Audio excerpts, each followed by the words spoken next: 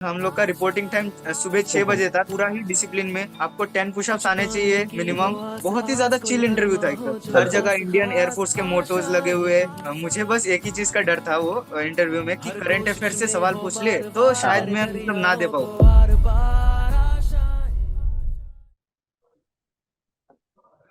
Hello. Hello sir. Hello. Good evening sir. Ashish मेरी good evening. Okay आशीष, मेरी voice clear है? आपकी वॉइस आ रही है? हाँ सर, एकदम क्लियर। ओके। जय हिंद आशीष, कैसे हो? सब बहुत बढ़िया सर। आप कैसे हैं? बहुत बढ़िया। मैं ठीक हूँ आशीष। चलिए हम लोग करते हैं इंटरेक्शन स्टार्ट आपसे, और कॉन्फिडेंटली आप जवाब देना, जो भी सारी चीजें हैं नॉर्मल इंटरेक्शन रहने वाला है ये। यस। और आशीष, कुछ ऐसा कोई सवाल है जो आप चाहते हैं कि मैं आपसे स्पेसिफिकली पूछ लूं कि सर ये सवाल आप पूछ लीजिएगा? आपको ऐसा अगर कुछ लगता है तो आप बता सकते नहीं सर, आप पूछिए, अगर कुछ आता है दिमाग में तो मैं बोल दूंगा सर। हैं। हाँ हाँ, ओके। कुछ दिमाग में आता है तो कैसा लग रहा है वैसे अभी एनडीए फाइनली? सर एआई मतलब आ गई है अ, तो। पहले तो मतलब यही मतलब सोच ही नहीं पा रहा था कि ऐसा सब कुछ, हाँ इतना सब हाँ। कुछ हो जाएगा। मतलब ओके। ऐसा ही लग रहा है मतलब। इतना सोचा ही नहीं था, मैं तो बस मतलब जेई का प्रिपेयर कर रहा था। हम्म हम्म। और मतलब मैं ऐसे बिना प्रिपरेशन के एसएसबी में गया और बस होते चला गया बस, और हो गया बस। मतलब ओके चलो आशीष। लग रहा है। ओके। आशीष, आसाम में कहाँ से हैं आप? एक बार मैं मुझे सर बता दीजिए। असम में हाइलाकांदी डिस्ट्रिक्ट है, उसमें से 5 ग्राम ओके। विलेज। लाइक ये ओके सिलचर के ओके। पास है, लाइक हमारी city okay Silchar. Silchar. Okay ठीक है मैडम। आपका नेम का प्रोनाउंसिएशन आशीम ही है ना, या कुछ और है? आप बता दीजिए एक बार। सर तो मैं हमारे यहाँ बंगाली में आ नहीं बोलते, ओ बोलते, ओशिम, लाइक ओ। ओशियम। ठीक है, तो मैं हाँ ओशियम बोल दूंगा। एन हाँ ओशियम दास। ओके हाँ। ठीक है, हाँ। ठीक। जो भी है आप फ्रैंकली जैसा लगता है वैसे इंटरेक्शन रखेंगे। ज्यादा बड़ा नहीं रहने वाला है, 10-15 मिनट के ही रहने वाला है। So yes. जैसा भी ठीक लगे, जो आपका एक्सपीरियंस था, है ना, जो एसएसबी के अंदर एक्सपीरियंस था, जो क्लासेस में था, जो क्लास की एसएसबी क्लासेस में था, या जहां पर भी जो भी आपका एक्सपीरियंस रहा है, वो सारा आप शेयर कर दीजिएगा। जैसा ठीक लगता है आपको वही बोलना है। ओके। चलिए, रेडी? Yes sir. ओके चलिए। जय हिंद एवरीवन। आज हमारे साथ है असीम दास। और असीम आसाम से बिलोंग करते हैं, और इससे भी बड़ी बात ये है कि असीम का AIR 50 आया है, मतलब ऑल नियर रैंक 50 असीम ने हासिल किया है। अभी एनडीए का जो मेरिट लिस्ट निकला है, असीम डिफेंस वाला के एक कह सकते हैं कि प्राउड स्टूडेंट है। अब मैं स्टूडेंट नहीं बोलूंगा, मैं कैडेट बोलूंगा असीम को, क्योंकि अब बहुत जल्दी एनडीए ज्वाइन करने वाले असीम। असीम, कैसा लग रहा है? सबसे पहले तो मैं वेलकम करना चाहूंगा कि थैंक यू सर। फाइनली जो आपका एम था उस एम को आपने फाइनली अचीव कर लिया है। तो सबसे पहला सवाल, कैसा लग रहा है? क्योंकि मैं सारे एस्पिरेंट से यही सवाल पूछता हूँ कि हाउ यू फील, क्या फीलिंग है? सर मतलब बहुत अच्छा अच्छा ही लग रहा है मतलब। हम्म मतलब वो पहले बिलीव ही नहीं कर पा, मतलब मैं कर पा रहा था कि हम्म। हो जाएगा, बट हो ही गया। बिलीव करना थोड़ा मुश्किल हो रहा था पहले, बट अभी बहुत अच्छा लग रहा है मतलब।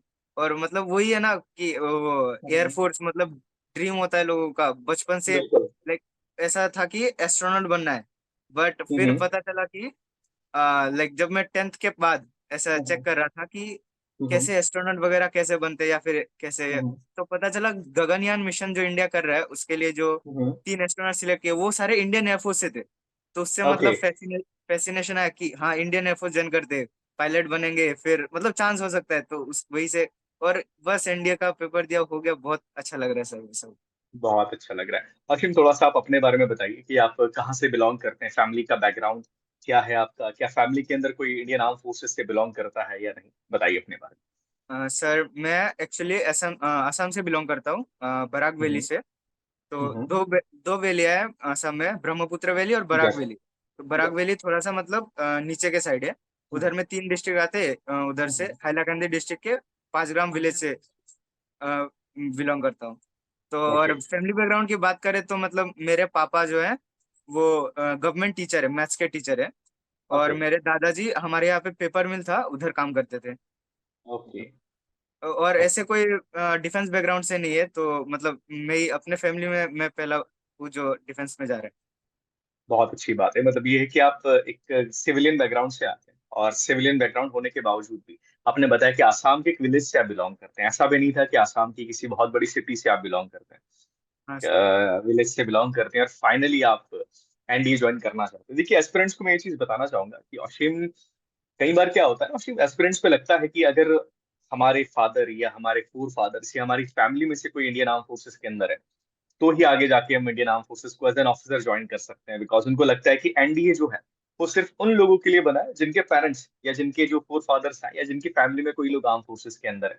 तो ये आशीम आपके सामने एक बहुत बड़ा एग्जाम्पल है कि उनकी फैमिली में कोई आर्म फोर्सेस के अंदर नहीं था, एक सिविलियन बैकग्राउंड से आते हैं वो, और अपने अंदर उन्होंने ऑब्वियसली चेंज लाए होंगे, उनके अंदर वो सारी ऑयल की होगी, ऑफिसर्स लाइक क्वालिटीज होगी जो उन्होंने अपनी इस जर्नी के अंदर डेवलप करी होगी, और फाइनली आज वो रिकमेंड हो गए। और देखिए रिकमेंड होना, मेरिट लिस्ट में नाम आना, इतना ही काफी नहीं है, ऑल इंडिया रैंक 50 लेके आना, 50 लेकर आना, ये अपने आप में एक बहुत बड़ी बात होती है अश्विन। सो आपकी जर्नी की शुरुआत की हम बात करते हैं, जैसा कि आपने बताया कि आप गगनयान से बड़ा इंस्पायर्ड थे और आपको लगा कि मुझे एस्ट्रोनॉट बनना है, और उसके लिए जो सबसे सही तरीका है, आगे जाके आपको पता लगा कि इंडियन आर्म फोर्सेस को ज्वाइन करना है, और उसके बाद आप गगनयान के अंदर जा सकते हैं या आप एस्ट्रोनॉट बन सकते हैं। बट कोई लाइफ में ऐसा इंसिडेंट था जहां पर ये लगा कि बस इसके बाद ये लगा कि now I just want to join the Indian arm forces, मुझे एयरफोर्स ही ज्वाइन करना है, इसके अलावा कोई दूसरा करियर ऑप्शन मेरे लिए नहीं है, मतलब मुझे डॉक्टर नहीं बनना है, मुझे इंजीनियर नहीं बनना है, फौजी ज्वाइन करनी है, तो ऐसा कोई लाइफ का मोमेंट था? सर ऐसा तो मैं बोलूंगा कि एसएसबी में जाने के बाद ही लगा। लाइक पहले हम्म उतना कुछ नहीं लगा था, कि पता था हाँ हाँ इंडियन एयरफोर्स है बस। लेकिन हम्म जब मैं एसएसबी के अंदर गया, उधर में पहले दिन ही हमको एक हॉल में बिठाया गया, इतना लग्जूरियस हॉल, मतलब यस रॉयलनेस झलकती है उस हॉल से। हम्म इतना बढ़िया हॉल था, और मतलब उधर अंदर में जो जितने भी ऑफिसर से मैं मिला हूँ, या फिर हम लोग को जो 5 दिन, एक्चुअली 6 दिन हम रहे थे, यस तो इतना डिसिप्लिन था, और मतलब वो देख के मतलब बहुत ज्यादा इंस्पिरेशन मिला, कि मैं सोच रहा था एसएसबी में कि इस बार होगा या नहीं होगा वो तो नहीं पता, लेकिन अगली बार मैं और ज्यादा प्रिपेयर करूंगा, और अब तो इंडियन एयरफोर्स ही ज्वाइन करना है। तो उस ओके, एसएसबी मतलब में वहां श्योर नहीं था जाके, कि हो जाएगा या नहीं होगा। मैं ओके, सोच रहा था हाँ नेक्स्ट टाइम तो और ज्यादा प्रिपेयर करके आएंगे, फिर हो जाएगा। तो ग्रेट उस ग्रेट, टाइम बहुत पूरा अच्छी बात है। क्लियर हो गया था। क्लियर हो गया था, मतलब वहां जाकर और ये चीज अच्छी लगी कि एक चीज करीब से आपको देखने को मिला कि हाँ व्हाट सर, इज द हाँ। Arm forces. वहां जाने के बाद वो कहते हैं ना कि रुतबा किस तरीके का हाँ होता है सर। एक फौजी का, वो शायद वहां जाकर आपने देखा, और वो चीज आपको और ज्यादा मोटिवेट लगी कि हाँ मुझे इंडियन हाँ आर्म सर, फोर्सेस उधर को ही ज्वाइन करना मतलब हम लोग का रिपोर्टिंग टाइम सुबह है। 6 बजे था, तभी से मतलब हम्म, पूरा ही डिसिप्लिन में, एकदम neat and hmm, clean background, हर बिल्कुल जगह इंडियन एयरफोर्स के मोटोज लगे हुए हैं, बिल्कुल। और सब कुछ मतलब ब्लू एंड व्हाइट कलर के कॉम्बिनेशन में, और लोग ऑफिसर जा रहे आ रहे, वो बहुत बहुत ही बढ़िया सीन था उधर। उधर मतलब पूरा ही क्लियर हो गया था कि अब तो यही ज्वाइन करना है। उसके पहले तो मतलब मैं ऐसा था कि हाँ जेई भी दे देते, इंडिया का पेपर है ऐसे ही दे देते, देखते पता नहीं क्या होगा। फिर ओके, जब अंदर गए एसएसबी के अंदर, इतना यस, बढ़िया लगा, और मतलब सराउंडिंग भी, मतलब मेरे साथ के जो एसएसबी में मेट्स थे, कोर्समेट, वो लोग इतने एंथुसियास्टिक थे इसके बारे में, वो लोग बात कर रहे हैं हाँ रफाल 4.5 जनरेशन का एयरक्राफ्ट है, ये ओके, जेगुआर है, फिर मिराज 2000 है। ये सब सुन के मतलब और बढ़िया लग गया कि अरे यार ये इतना सब कुछ पता है, ये सब हो रहा है, ओके, तब और बढ़िया लग गया सर। और आपको बहुत अच्छा लगा। तो चलिए ठीक है, थोड़ा सा हम रिटर्न के बारे में बात करते हैं। आखिर ये कौन सा अटेम्प्ट था आपका? पहला अटेम्प्ट था, दूसरा था, कौन सा अटेम्प्ट रिटर्न का? सर रिटर्न में मेरा ये सेकंड अटेम्प्ट था, लाइक ओके, 2022 में भी मैंने रिटर्न दिया था, सितंबर वाले अटेम्प्ट। तो वो जब हम मेरा कॉल लेटर आया गांधीनगर के लिए, तो मेरा रिपोर्टिंग टाइम कुछ 22 जनवरी 2023 ओके, था, ओके, और तभी मेरा जेई मेंस भी गिर गया सेम डेट पे। ओके, ओके, तो ओके, तब वही उसी टाइम पे मैं क्लियर नहीं था कि क्या करना है क्या करना है, तो मतलब तब मैं जेई का ज्यादा प्रिपेयर कर रहा था। तो हाँ मैंने हाँ, सोचा रेस नहीं लेते, पहले जेई दे देते, बाद में अगर अटेम्प्ट तो बचा हुआ है तो बाद में देखेंगे अगर होता है तो। तो उस टाइम मैं ओके, गुवाहाटी जाके पहले जेई मेंस दे के आ गया। ओके, फिर अप्रैल में फिर से रिटर्न किया हुआ, तो तब मैं रिटर्न दिया। फिर उसके बाद जुलाई में हमारा एसएसबी के लिए कॉल आया, तब मैं गया देहरादून। और ओके, रिटर्न के लिए ऐसा कुछ एक्स्ट्रा प्रिपेयर नहीं किया था, मतलब जेई के लिए प्रिपेयर करते करते मैथ्स तो हो ही गया था, और फिजिक्स केमिस्ट्री जी भी हो ही गया था। जी और जी, मैं जिस जगह से आता हूँ, तो मेरा जो स्कूल था वन ऑफ द बेस्ट था, स्कूल एंड कॉलेज। ओके, उधर में ओके, इंग्लिश हमको बहुत अच्छे से सिखा दिया था, कल्चर भी अच्छा था ओके, इंग्लिश। तो जो ओके। इंग्लिश का सेक्शन था इंडिया का पेपर में, हम्म वो भी ऑलमोस्ट हो ही गया था। तो हम्म उतना कुछ दिक्कत नहीं है। और बात करें वो हिस्ट्री ज्योग्राफी वाले, तो वो सेक्शन में बस पढ़ पढ़ के गया, कुछ समझ नहीं है तो कुछ ओके मार्क नहीं गया बस। ओके जनरल स्टडीज वाला छोड़ के इंग्लिश, साइंस और मैथ्स का ओके पेपर ही किया था मैंने। Okay okay okay. That means आपने जो ज्यादा ध्यान है वो साइंस और मैथ्स के ऊपर ज्यादा दिया था, हाँ सर। ये आप कह रहे हैं। ओके, अच्छा, ठीक है। मैथ्स मेरा मतलब मेरे पापा भी मैथ्स के टीचर है, तो मतलब हम्म। बचपन से मैथ्स मेरे को बहुत अच्छा लगता था। तो ओके, मैथ्स में। बचपन से maths. Okay okay, great great. Return आपने लगभग दोनों बार क्रैक किया है। मतलब हाँ आपने रिटर्न को पहली बार में भी क्रैक किया और दूसरी बार के अंदर भी रिटर्न आपने क्रैक किया। हाँ। तो रिटर्न क्रैक करने के बाद जो दूसरा आपका स्टेप होता है, that is the SSB. SSB का प्रिपरेशन आपने कैसे किया, या आपने प्रिपेयर नहीं किया, किस तरीके से आपकी एसएसबी की जर्नी रही? एसएसबी के लिए आपने अपने आप को प्रिपेयर कैसे किया? सर एसएसबी के लिए मतलब वो कॉल लेटर आया था, तो उसमें लिखा था हम्म कि आपको 10 पुशअप्स आने चाहिए मिनिमम, हम्म फिर 3 चिन अप, और 10 मिनट ओके में 1.6 किलोमीटर आप भाग लो। ओके तो जब कॉल लेटर आया तो पापा ने मेरे को उनके स्कूल के पीटी टीचर से कांटेक्ट करवा के दिया। तो सर ने मेरे को ऐसा ओके मतलब दौड़ने के लिए हर दिन शाम के 6 बजे बुलाते थे, तो मैं दौड़ता ओके था। तो ओके। उससे हो गया। और बाकी बात करें बाकी एसएसबी की, तो हम वो डिफेंस वाला के चैनल पे एसएसबी मंत्रा वाला वो जी। पूरा प्लेलिस्ट है। तो हर दिन एक दो वीडियोस देख लेता था मैं, तो ओके। मतलब मोटा मोटी आइडिया था कि हाँ, जी। साइकोलॉजी टेस्ट में डब्ल्यूएटी होता है, एसएटी होता है, एसडीटी होता है, ऐसा जी। ऐसा हुआ। तो उससे ओके आइडिया लग गया सर। ओके, उससे आइडिया लग गया था कि किस तरीके से प्रिपेयर करना है।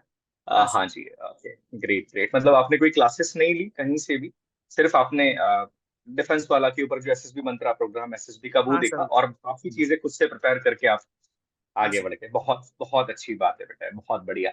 अब एसएसबी का एक्सपीरियंस के बारे में थोड़ी सी हम लोग बात कर लेते हैं। एसएसबी के अंदर जो पहला दिन होता है, जब आपका स्क्रीन इन होने का सबसे बेहतरीन चांस आप उसको बोल लो यार, एक बड़ा नर्वसनेस वाला मोमेंट होता है, बिकॉज सारे एस्पिरेंट चाहते हैं कि मैं स्क्रीन इन हो जाऊं, स्क्रीन इन हो जाऊं। और उस दिन है ना, डर भी सबसे ज्यादा लगता है, क्योंकि लगता है यार रिटर्न तो क्रैक कर ली, अब एटलीस्ट स्क्रीन इन तो हो जाए, क्योंकि कई बार डर लगता है कि ऐसा नहीं हो कि पहले दिन ही हम लोग बाहर चले जाए। तो स्क्रीनिंग प्रोसेस के अंदर आपका ओआईआर टेस्ट ऑब्वियसली यहाँ पर हुआ होगा। हाँ सर। ओआईआर के बाद जो दूसरा टेस्ट होता है, पीपीएनडीटी की अगर मैं बात करूं, वो कैसा था? कुछ याद है आपको? पर्टिकुलरली हम डिस्कशन की हाँ बात करेंगे कि पिक्चर में आपने क्या परसीव करा। वो पिक्चर ऐसी सी दिखाई जाती है, आपको 30 सेकंड्स दिए जाते हैं, आप उस पिक्चर के अंदर कुछ चीजें परसीव करते हैं, जो कि एसएसबी मंत्रा के अंदर और क्लासेस के अंदर भी मैं आपको बताता था कि किस तरीके से क्या करना है, क्या सारी चीजें करनी है। वहां पर जब जीडी हुआ आपका परसेप्शन के बाद, तो जीडी किस तरीके का गया? बड़ा स्मूथ था, या अगेन वही जिसके बारे में हम हमेशा क्लासेस में बात करते हैं कि फिश मार्केट का सिचुएशन बना, किस तरीके से चला? सर ग्रुप डिस्कशन में तो मतलब पूरा ही फिश मार्केट बन गया। मतलब ओके। हम लोग लाइक मेरा चेस्ट नंबर 17 था, 17 के बाद 18 लास्ट था। तो हाँ। ऐसे चालू होके आया सबका, मतलब सब अपना अपना हम्म, स्टोरी बोल रहे। जैसे ही 18 हम्म, ने खत्म किया, अचानक से मतलब हर कोई बंदा इधर, एक बंदा उधर से बोल रहा है, उधर से कोई किसी का नहीं सुन रहा, पूरा फिश मार्केट बन गया था। तो ओके। बस मैं मतलब स्टोरी जो था मेरा, तो वो मैं अच्छे से ही बोल दिया, बट गुड। डिस्कशन के टाइम बोलने का चांस ही नहीं मिला। एक ओके एक या दो बार मैंने बस बोला कि I agree with you gentleman, I agree with this okay gentleman, I think this okay point should be kept. तो मतलब ओके ग्रुप डिस्कशन हमारे ऑफिसर ने पूरा ही नहीं होने दिया, उससे ही पहले बोल दिया, okay gentleman, let's stop the discussion here, it's becoming great. A fish market type situation, let's stop it here, okay. Now you can leave. तो वही से ग्रेट। ये कर दिया हमने। बिल्कुल। देखिए, यहाँ पर मैं जो दूसरे एस्पिरेंट देख रहे हैं ऑशियम का इंटरव्यू, बताना चाहूंगा कि दैट्स व्हाई आपका जो पिक्चर लिखने का तरीका है, आपका जो पिक्चर लिख, जिस तरीके की स्टोरी आप बनाते हैं, आप पिक्चर देखने के बाद जो चीजें परसीव करते हैं वो बहुत इंपॉर्टेंट होता है, कि पिक्चर को देखने के बाद आपने जो स्टोरी परसीव करी वो स्टोरी कितनी अच्छी थी। नंबर सेकंड, ऑसिम ने नरेशन बहुत अच्छे तरीके से दिया था अपने पिक्चर का, जैसे कि उन्होंने बताया कि उनका नरेशन बहुत अच्छा था। जब पिक्चर को नरेट उन्होंने किया, विद इन 60 सेकंड्स आपको अपनी पिक्चर को नरेट करना होता है। तो नरेशन आपका बहुत अच्छा होना चाहिए, कॉन्फिडेंस के साथ होना चाहिए, बिकॉज कई बार क्या है, जैसे सिचुएशन ऑस्टिन के साथ बनी कि फिश मार्केट इतना ज्यादा हो गया कि जीडी को आगे ही नहीं बढ़ा पा रहे, और सडनली क्या करा, पूरे ग्रुप को कह दिया गया कि ना अब जीडी आपका इनकम्प्लीट है, जीडी आपका खत्म कर दिया जाता है। तो ऐसे टाइम पर आपका जो पिक्चर के ऊपर परसेप्शन था और आपका जो नरेशन था वो कितना क्लियर था, कितने कॉन्फिडेंस के साथ आपने अपने नरेशन को रखा है, आपका पिक्चर के ऊपर आपका जो परसेप्शन था वो कितना एक्यूरेट था। एक्यूरेट मतलब कि अगर मैं बात करूं कि पीपीएनडीटी के अंदर ये चीज हमेशा याद रखिएगा, इस सारी एस्पिरेंट्स को मैंने क्लासेस में भी बताया है, और मैं हमेशा कहता हूँ कि आपका ऑब्जर्वेशन सबसे इंपॉर्टेंट होता है। तो इस पिक्चर के अंदर आपने ऑब्जर्व क्या किया है, बिकॉज आपका परसेप्शन ही अगर गलत है, अगर आप चीजें को ऑब्जर्व ही नहीं कर पाए, तो ऑब्वियसली आप पिक्चर को गलत तरीके से परसीव करते हैं, और आपकी स्टोरी गलत जाती है।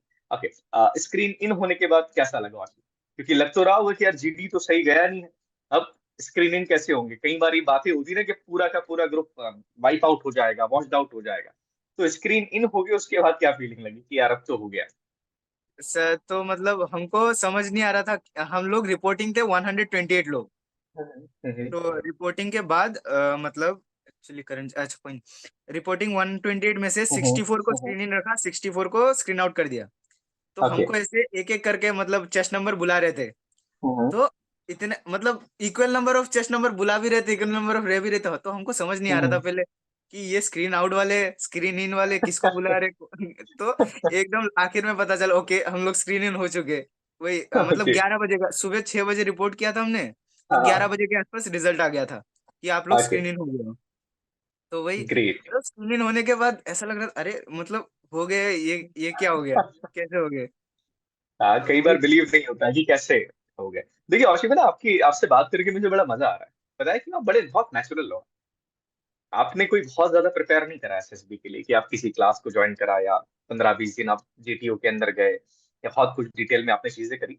But you are very natural. आपका जो इनोसेंस है, आपकी जो ओएल क्यूज कुछ मुझे इनसे दिख रहे हैं, तो ये चीजें काफी मैटर करती है। कई बार ये होता है ना कि बच्चा अपने ऊपर एक मास्क लगा के जाता है कि मैं ऐसा दिखने की कोशिश करूंगा, मैं वैसा दिखने की कोशिश करूंगा।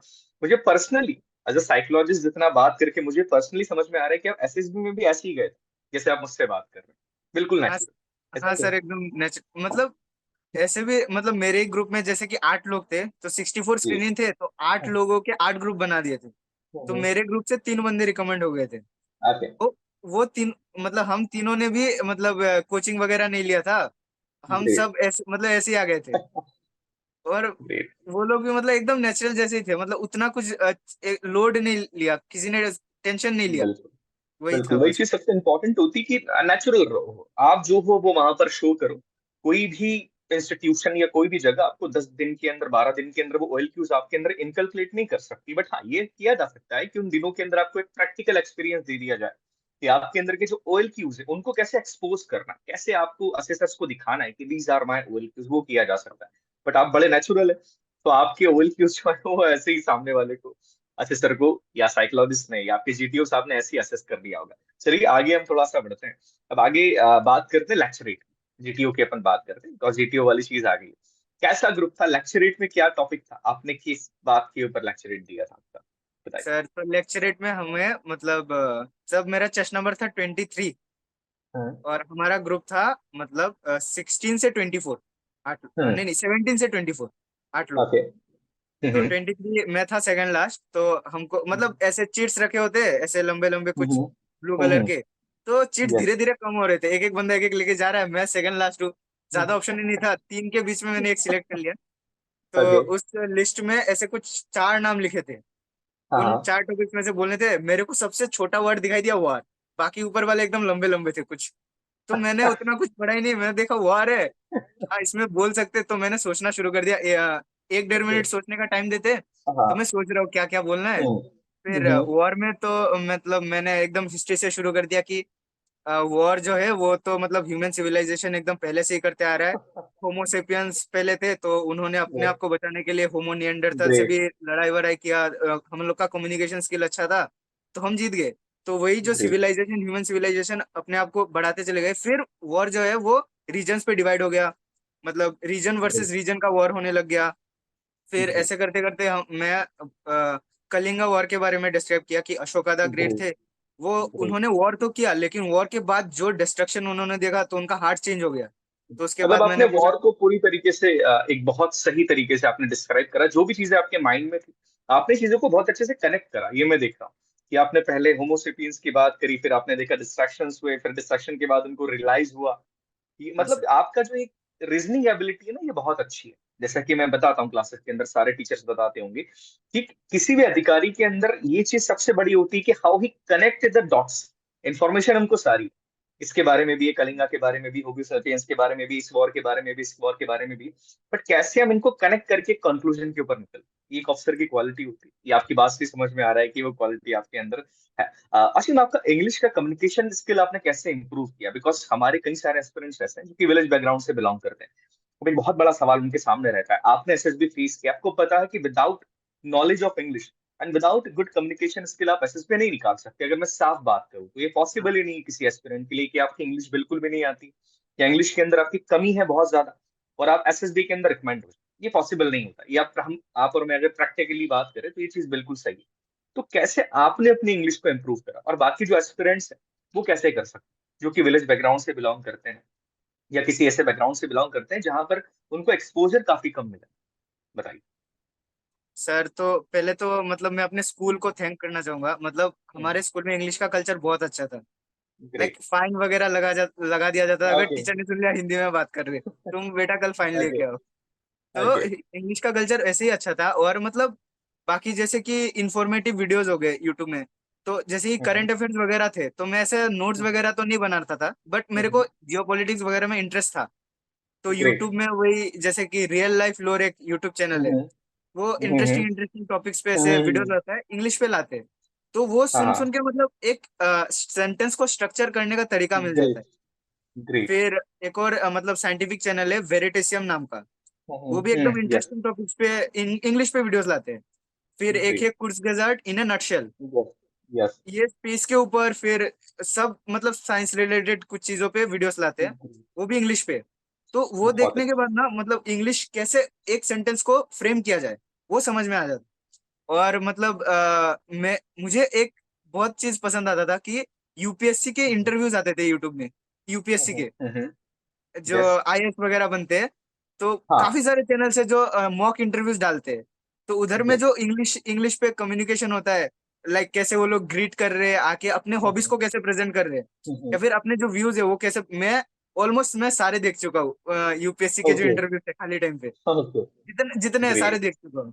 हिंदी ग्रेट। हिंदी वाले भी इंग्लिश वाले भी।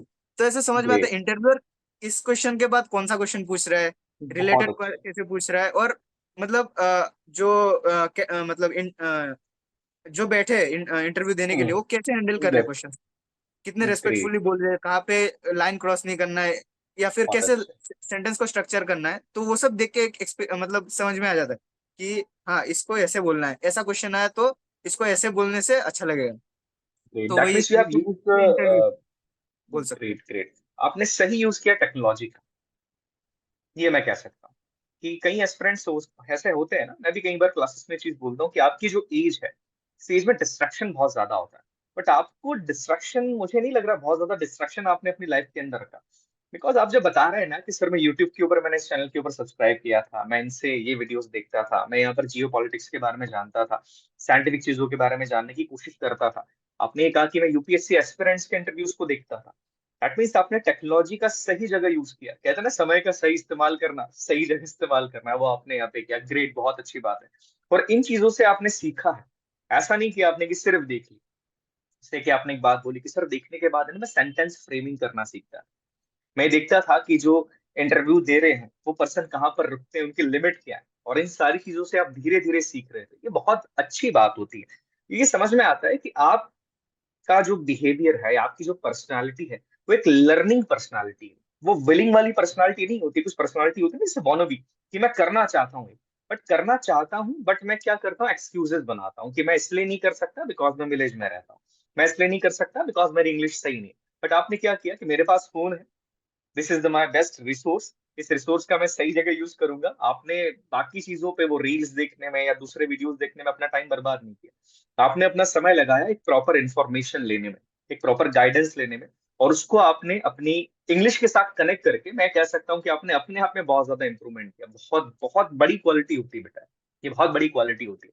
तो मुझे ना ये सुन के, ये आपसे बात करके समझ में आ रहा है, और मुझे अब बहुत हैरानी नहीं हो रही कि पहली बार में बिना किसी बहुत मेजर गाइडेंस के आप फाइनली एसएसबी के अंदर रिकमेंड हो गए। बिकॉज यही क्वालिटी तो चाहिए एक पर्सन के अंदर, एक राइट पर्सन, एक ideal person who is ready to fit for the arm forces, वो ऐसा ही व्यक्ति होता है। बहुत बढ़िया। चलिए अब हम थोड़ा सा आगे और बढ़ते हैं। पर्सनल इंटरव्यू के दौरान कोई ऐसा किस्सा रहा हो, या इंटरव्यू ऑफिसर ने कुछ ऐसा सवाल पूछ लिया हो जो यादगार बन गया है कि ये चीज तो मेरे को लाइफ टाइम याद रहने वाली, जो आईओ साहब ने, इंटरव्यू ऑफिसर ने पूछ लिया था? या ऐसा कुछ किस्सा या कोई क्वेश्चन जिसपे आप थोड़ा सा अटक गए हो कि सर यहाँ मुझे लगा कि शायद मैं थोड़ा सा अटक गया। सर तो मतलब मुझे बस एक ही चीज का डर था वो इंटरव्यू में, हम्म, कि करंट अफेयर से सवाल पूछ ले तो हाँ शायद हाँ। मैं मतलब ना दे पाऊँ, क्योंकि मतलब उस टाइम पे थोड़ा सा टच छूट गया था करंट अफेयर से। Yes yes. तो मतलब एक मतलब जो इंटरव्यू था इतना मतलब एक बहुत ही ज्यादा चिल इंटरव्यू था एकदम, जैसे अभी मैं ओके। बात कर रहा हूँ ना आपसे, बिल्कुल हाँ। ऐसा ही था। Like sir okay. ने पूछा मैं कहाँ से हूँ, क्या नाम है, हाँ। कितने दोस्त है, किससे हम्म, किस किस से ज्यादा बात करते हो, उनमें से हम्म, क्या पसंद है, पापा हम्म, मम्मी में क्या पसंद है, कौन सी ओके। क्वालिटीज है जो आपको बहुत अच्छा लगता है। हम्म, तो एकदम नॉर्मल जा रहा था एकदम, तो सर ने ओके। मतलब ऑलमोस्ट सारा कुछ कवर हो गया था, एकदम पर्सनल हाँ इंटरव्यू। हाँ। हाँ फिर हाँ। सर ने बोला कि okay Ashim, let's now talk about current affairs. तो मैंने बोला sure sir, but I have been travelling from Silchar to Dehradun from the last हाँ। 4 to 5 days. Hmm, I have been on train, so I could not keep a hmm, track on the current hmm, affairs. And now I don't have a phone so that I could keep a touch on it. But sure, sir, I will try to answer. You hmm, can. तो sir ने वो current affairs का portion skip ही कर दिया, फिर sir दूसरे okay. Section पे चले गए कि great. Okay let's not discuss it, we will discuss something else. फिर मेरे सर मेरे हॉबीज के बारे में पूछने लग गए। ग्रेट, मतलब ये कि आपका जो पर्सनल इंटरव्यू गया था बहुत स्मूथली गया।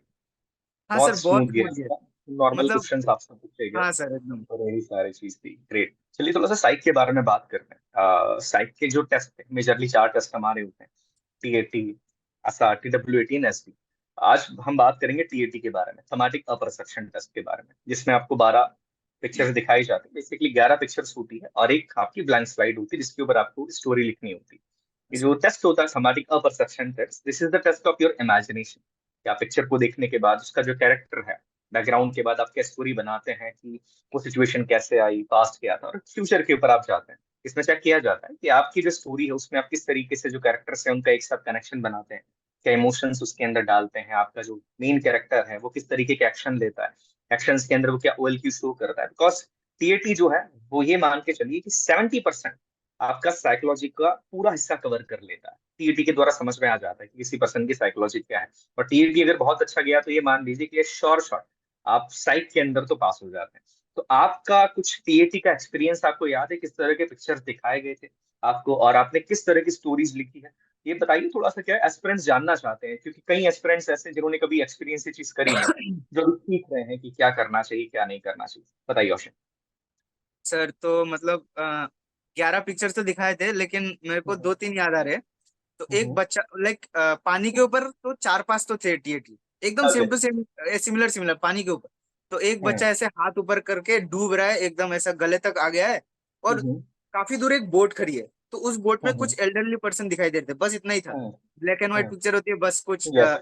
ये व्हाइट से पेज में ब्लैक लाइन बिल्कुल। से स्केच होता है। यस पिक्चर भी नहीं होता, यस एकदम स्केच जैसा होता है। यस। तो वही था कि मतलब, तो मैं जहां से आता हूँ ना, तो उधर पे लाइक मेरे घर के पीछे एक नदी है, हम्म, और मेरे जो मामा जी के घर है उधर पे मतलब बहुत बड़ा लेक है। तो वो लेक छह हम्म, महीने रहता है, फिर 6 महीने हम्म, गायब हो जाता है, पानी आके ओके। जम जाता है 6 महीने।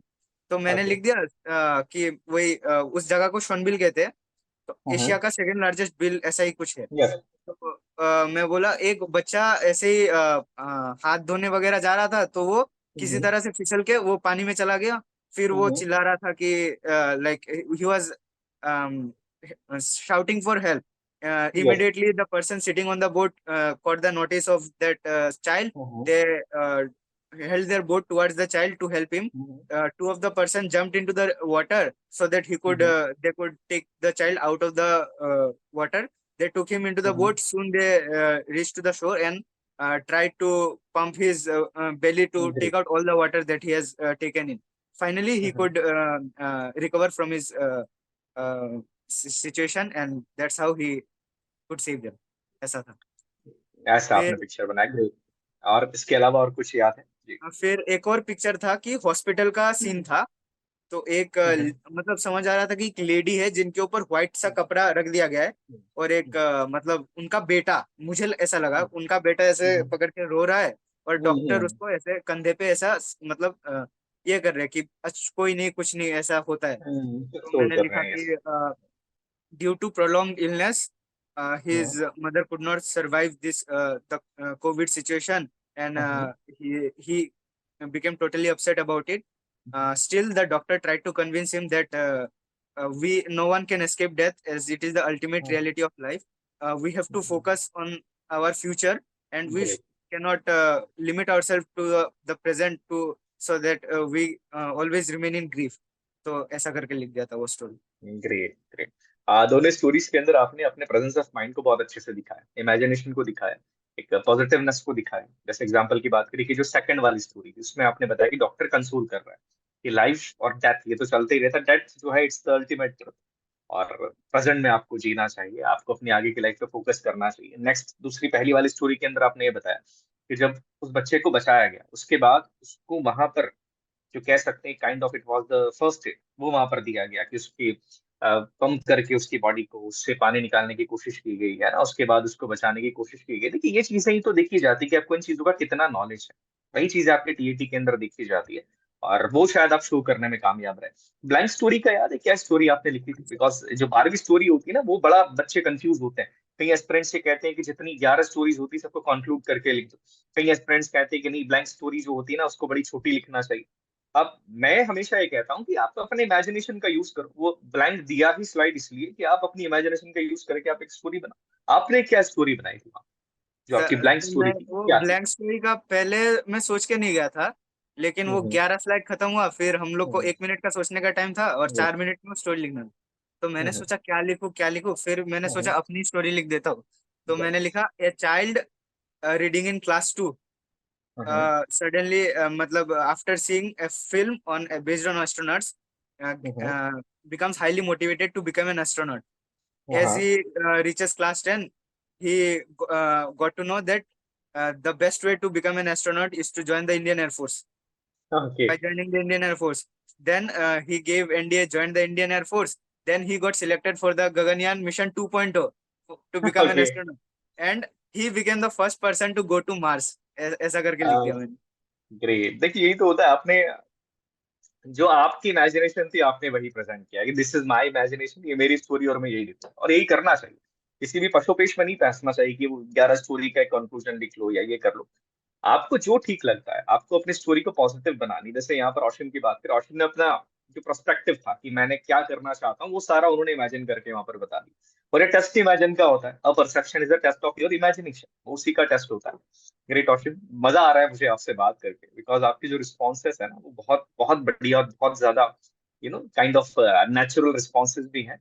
और समझ में आ रहा है कि आपका रिकमेंड होना लगभग तय यहाँ पे था. अब क्या प्लान है आगे? क्योंकि एनडीए का मेरिट लिस्ट भी आ गई है, सारी चीजें हो गई, कुछ दिनों के बाद एनडीए ज्वाइन करना है. तो अभी क्या चल रहा है? क्या फिजिकल की तैयारी कर रहे हो? क्योंकि बोला जाता है ना कि एनडीए जाने से पहले अपने आप को थोड़ा सा फिजिकली स्ट्रांग कर लो. तो क्या चल रहा है? हाँ सर, बस मतलब मैं ऐसे रनिंग रनिंग पे जा रहा हूँ थोड़ी, फिर हम्म फुटबॉल खेल रहा हूँ थोड़ा बहुत कॉलेज में. हम्म वो मतलब जेई जो दिया था उससे मेरा एनआईटी या सिलचर में हो, तो अभी मैं ओके. एनआईटी सिलचर पे ही हूँ. Okay presently class great. वगैरह कर रहा हूँ, तो उधर से क्लासेस हो रहे हो. तो हमारे जो कॉलेज है उधर जिम वगैरह है, तो मतलब मैं हम्म अपने दोस्तों के साथ शाम को जिम चले जाता हूँ. हम्म और जिम के पहले फुटबॉल हो जाता है और थोड़ा बहुत हम्म रनिंग, उससे ज्यादा कुछ नहीं कर रहा हूँ फिलहाल के लिए. It's more than enough. ये तो बहुत इनफ है कि फुटबॉल खेल रहे हैं आप, जिम भी जा रहे हैं, सारी चीजें कर रहे हैं. और ये सारी चीजें आपको देखिए बहुत बेहतरीन प्लेस पे आप जाने वाले हैं. इंडियन आर्म फोर्सेस को ज्वाइन करेंगे, देन इंडियन एयरफोर्स को ज्वाइन करेंगे. एक बहुत बड़ी चीज होती है. जो एस्पिरेंट्स अभी तैयारी कर रहे हैं, एनडी की प्रिपरेशन कर रहे हैं, उनको क्या मैसेज आप देना चाहते हैं कि क्या उनको अपना माइंडसेट कैसा रखना चाहिए, किस तरीके से प्रिपेयर करना चाहिए? आप बताइए अपने एक्सपीरियंस के अकॉर्डिंग, आप बताइए. मतलब फर्स्ट पहला तो रिटर्न है. मतलब जो लोग साइंस बैकग्राउंड से उनको फिर भी कम दिक्कत होगा मैथ्स के पेपर के लिए. यस. जो लोग कॉमर्स और आर्ट्स, उनको तो मैथ्स एकदम अच्छे से पढ़ना ही है. मतलब बिना पढ़े कोई ऑप्शन ही नहीं है, और कोई यस. शॉर्टकट तो है ही नहीं. मैथ्स तो पढ़ना पड़ेगा. और मतलब रिटर्न तो मतलब फिर भी मैं कहूँगा इजी पार्ट है. तो एसएसबी वाला ज्यादा टफ होता है, क्योंकि उधर में मतलब स्क्रीनिंग के मतलब रेशियो ही कम है ना. मतलब जितने लोग यस रिपोर्ट करते हैं ऑब्वियस. उनमें से बहुत कम स्क्रीनिंग होते हैं. यस. मतलब बिल्कुल एकदम मैंने एक चीज देखा है कि एकदम ऑनेस्ट रहना है, कि बिल्कुल. जितना ऑनेस्ट रहोगे उतना बढ़िया है. और मतलब अपने आप को ऐसा नहीं रखना कि एक ही चीज देख रहे हैं. मतलब जो अपने आसपास चल रहा है, जैसे कि रशिया यूक्रेन वॉर चल रहा था मेरे टाइम अभी यस। जैसे कि इसराइल पैलेस्टीन चल रहा है, तो आपको हम्म। मोटा मोटी आइडिया होना चाहिए कि इसका यस। हिस्ट्री क्या है, अभी क्या गुड। प्रेजेंट सिचुएशन है, कौन किसके गुड। साइड है, कौन सा नेशन किसके साइड है। ग्रेट। अगर आपको ग्रुप जैसे कि ग्रुप डिस्कशन में एक टॉपिक दिया, तो आपको अपने सॉलिड फैक्ट्स उसमें प्रेजेंट करने पड़ेंगे। गुड। जैसे कि हमारे ग्रुप डिस्कशन में दो टॉपिक थे, एक था कि चाइना हमेशा लद्दाख एरिया और अरुणाचल एरिया में इन्वेट करता रहता है, तो इंडिया क्या कैसे काउंटर मेजर कर सकता है इसको, इस चीज को। तो वही मतलब तब हमारा ग्रुप डिस्कशन एकदम बढ़िया गया। तो अगर आपके पास फैक्ट्स ही नहीं होगा कि 1961 में वॉर हुआ था, या फिर जो यस। बैकग्राउंड है इस चीज का, किस किस चीज के लिए ये चीज हो रहा है, तो वो तो आपको होना चाहिए लाइक हिस्ट्री के हिसाब से। ऐसा नहीं कि आप बैठ के नोट्स बना रहे हैं कि अच्छा ये वॉर में ये हुआ था, इतने कैजुअलिटी हुए थे। ऐसा नहीं, मतलब बेसिक सा आइडिया होना चाहिए कि बेसिक हाँ ऐसा नॉलेज ऐसा होना। चल रहा है, बस इतना ही। ग्रेट ग्रेट, मतलब ये है कि आपको अपने आसपास की अवेयरनेस होनी चाहिए, चाहे फिर हाँ वो नेशनल अवेयरनेस हो या वर्ल्ड अवेयरनेस हो। थोड़ा बस बहुत आइडिया होना चाहिए आपको। दैट मीन्स यही कि आप अपने जो भी ऑरा है ना, जो कंफर्ट वाला ऑरा, उससे बाहर जाके आपको दुनिया को जानने की कोशिश करनी चाहिए कि दुनिया के अंदर चल क्या रहा है। आपको उस चीज की अवेयरनेस होनी चाहिए, बिकॉज जितनी ज्यादा अवेयरनेस होगी आपको उतना ज्यादा नॉलेज होगा। जितना ज्यादा नॉलेज होगा आपकी सोचने का तरीका उतना ज्यादा बदलेगा, और आपकी पर्सनालिटी के अंदर एक बहुत बेहतरीन बदलाव आता है। असीम, आपसे बात करके मुझे बहुत अच्छा लग रहा है। फाइनली आप रिकमेंड हो गए। अगेन मैं आपको बधाई देता हूँ, डिफेंस वाला की पूरी टीम, फिजिक्स वाला की पूरी टीम को आपने प्राउड फील करवाया, अपने पेरेंट्स को आपने प्राउड फील करवाया। एंड आई होप कि आगे फ्यूचर के अंदर भी आप ऐसे ही हमारे नेशन को प्राउड फील करवाएंगे। एंड जय हिंद बेटा, जय हिंद, सो जय प्राउड। हिंद सर। जय हिंद। Thank you sir. जय हिंद।